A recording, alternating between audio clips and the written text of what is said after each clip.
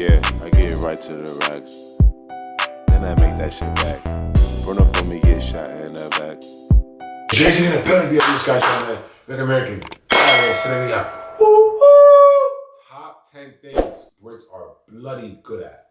Bloody good. Like bloody good. So I want to know if there's anything left out. Let us know in the comments. If you change, subscribe. You request and react. Some request this. So we're gonna do football. I'm gonna guess football. UK culture videos like this. Beer. Oh, you're saying all the talk about videos we do. Oh, yeah. Follow him on Post React. Follow me at JTV. It's been a long time since we've been off like this. You know what I'm saying? Yeah. We don't edit it out. Right. We're real in the Holyfield. Yes, sir. Shout out to you. Thanks for subscribing, requesting, and reacting. That's how we're doing, right? No more talk. No more talk. But yeah, you're guessing beer, football, obviously, and then like I don't know, having bad teeth. Oh, okay. Is there anything we can't do? Welcome to Watch Mojo UK, and today we're counting down our picks for the top 10 things the Brits are bloody good at. Oh wow. Would you like to have mate? Let's make it. Love one. Charles Bronson. Before we begin, we Yeah, publish new content every day, so be sure to subscribe to our channel and ring the bell subscribe to Jerry TV. out our latest videos. Sorry guys, but sometimes it's a well-established fact that the British are bleeding brilliant at something, while some of our other talents are vastly underappreciated. For this list, we're ditching our stereotypical modesty for just a few short minutes to take a look at our strongest specialties. football.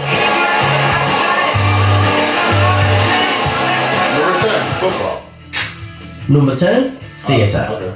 Forget Broadway, London's West End is a true pinnacle for stage performers. Not that we're in competition with New York or anything, but if we were, we'd totally win. I don't think so. London West End, we're gonna go.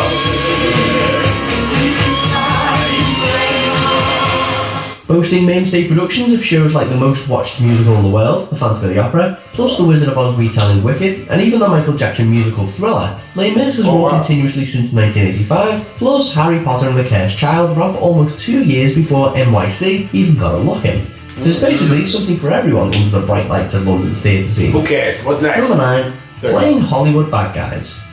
For whatever reason, Hollywood seems to typecast us Brits as the villains. And that's probably because we're pretty darn great at it. It's true though. Yeah. What did you say to me? He's a great actor. Die Hard.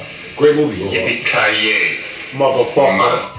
Whether it's the legendary performance of Alan Rickman playing foil to Bruce Willis in Die Hard, or Gary Oldman's villainous turn in Bram Stoker's Dracula, or The Fifth Element, or Air Force One, or, well, you get the point.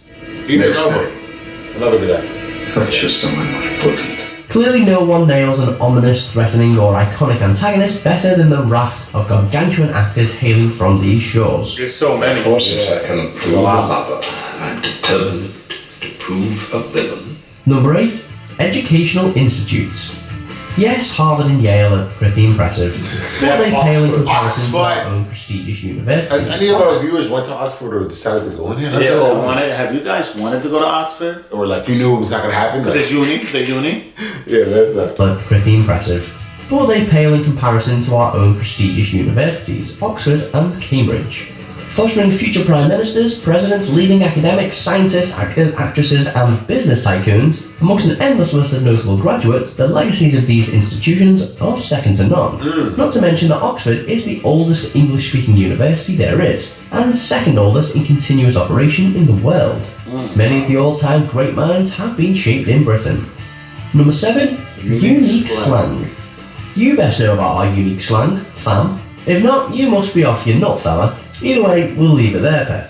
In the bottom of St. Regis tea kettle, yes, and then she shat on a turtle.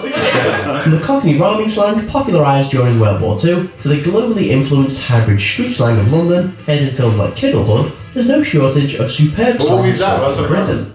Why are you speaking to me? Can you chat to me in like 3 weeks? But I've been doing those things. There's also the lingo that's specific to the north, plus a barrage of brilliant terms from the West Country and Wales, north of the border dialect in Scotland, and countryside colloquialisms from East Anglia. By gum. Oh, is that right? Number 6, music festivals. Braves. Glastonbury alone is probably enough to validate this entry, but throw in Reading and Leeds, Isle of Wight and Downland festivals to name but a few, and it's almost overkill.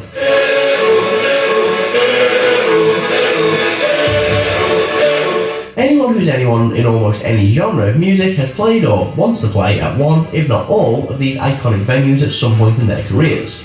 The usually lousy British weather just adds to the experience, as festival goers wear their coatings of mud like badges of honour. I may be old and inappropriately dressed, but at least I look amazing.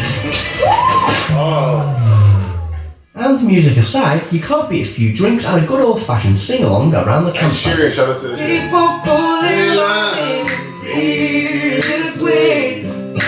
Number 5. Inventing sports. Really? Cricket? Football, tennis, rugby, cricket, table tennis, golf, ice hockey and even What? baseball You guys are all competed in sports. ice hockey? I did not know I that. took credit for baseball too. I thought the baseball was invented in Dominican Republic. Yeah. I thought so too. Tennis, rugby, cricket, Oh, no, it doesn't table matter. tennis, golf, ice hockey and even baseball are Oh, all basketball. sports that originated in the UK. You're welcome, rest of the world. We haven't done too badly at most of them either, especially tennis, rugby and boxing in recent years. But globally, football is the most popular sport of all.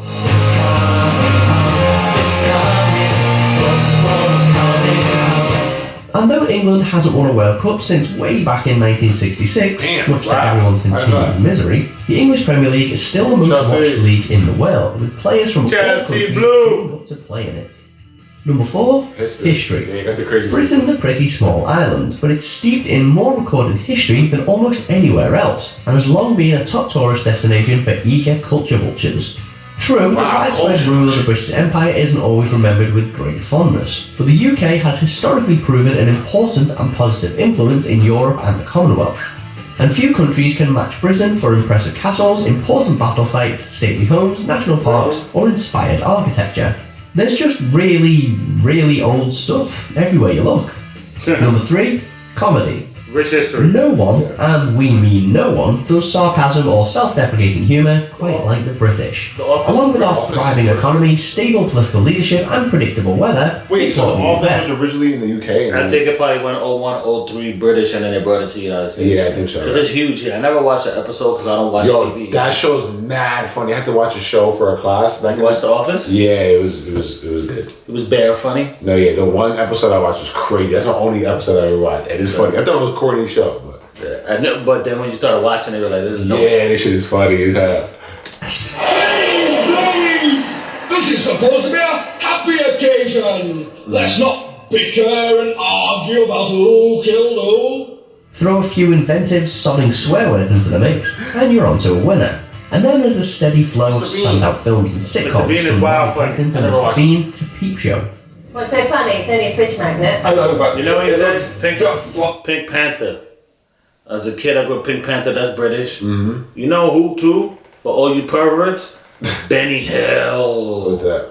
Benny Hill was like this dude that used to come on late in America, right? Mm-hmm. And he'd be chasing girls in bikinis. He'd be grabbing their butts and all. What? Really? That would never come on. You know what? We're gonna do a reaction to Benny Hill. Okay. We have to do it, man. It's crazy inappropriate though. It's probably not even on YouTube. Probably not. Word. To Peep Show.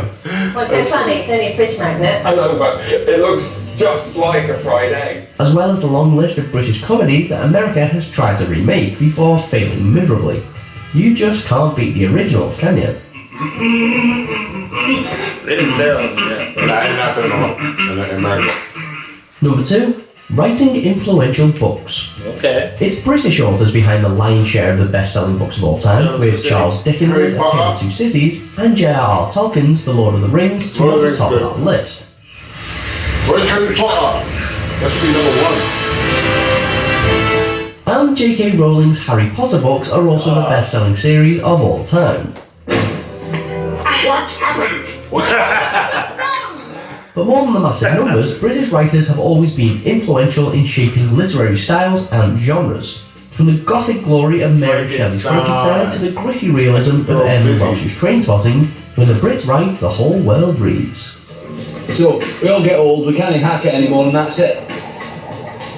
Yeah. Number 1. Producing influential music. Okay. Rolling Stones. The Beatles, the Rolling Stones, Black Sabbath, Iron Maiden, Queen, Yeah. Bowie, Oasis, Radiohead. We could dedicate an entire list to the influential British bands and musicians, and in fact, already have.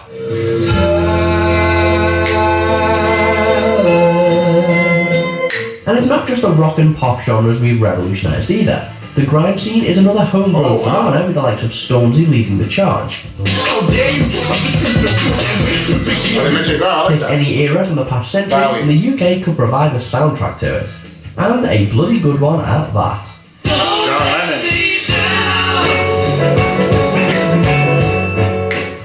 Do you agree with our picks? Check out these other great clips from... I pretty much. And they left a lot of people out, man. The UK is wild influential.